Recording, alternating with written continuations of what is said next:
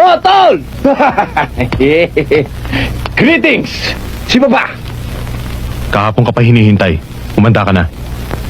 Umuusok ang ilong sa galit sa'yo. Kinaragahan mo na naman, sigurado yan! Ano na naman ito, Ismael? Nakakahiya ka na. Pati ang ninong mo taas na ang kamay sa'yo. Kapag hindi ka raw sinipa sa Eastern Military Academy, ay tuluyan ang masisira ang reputasyon ng eskwelang yon. Pati siya, delikadong masipa rin. Nakakahiya ka na talaga. Ano ba talagang dapat kong gawin sa'yo? Kailang naman may gusto isaksak ako ron eh.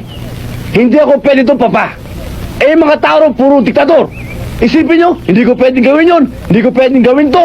Huwag mong gawin yon, huwag mong gawin yan. Hindi ako magkatagal doon. Ang buhay ng tao'y walang patutunguhan kung walang kinikilalang disiplina. Katulad mo. Wala kang maabot sa buhay dahil wala kang kinikilalang disiplina. Bakit hindi ka tumulad sa kuya mo? Nagtapos ng pag-aaral na walang problemang binigay sa akin. At ngayon na yan, handa na siyang maging gobernador. Hindi katulad mo. Ikaw ano? Baka pati janitor walang tatanggap sa'yo. Kaya naman ikaw, Ismael, magbago ka na. Puro sama ng loob ang binibigay mo sa Papa. Hindi ka na bata. Wala ka nang ginawa sa Maynila kundi puro katarantaduhan. Puro away. Puro gastos na walang katuturan. Makasapat nga. Kuya, walang oras na hindi ka kontra sa akin. Lagi mo lang ako inuhulog sa Papa. Lahat ng oras, lagi mo lang ako sinisiba. Aba kuya, kung sabihin, sip-sip ko pa rin kayo. Tumigil kayong dalawa.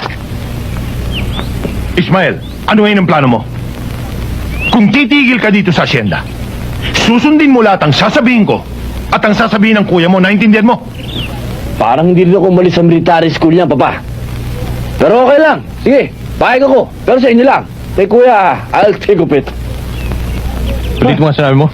Hindi, kuya. I said, I will go straight to the kitchen. I will make paluto the ginataang kuhol so that you can make sip-sipicing. Pakidala yung bag. Ismael, maliit lang itong rancho para sa ating dalawa. Okay.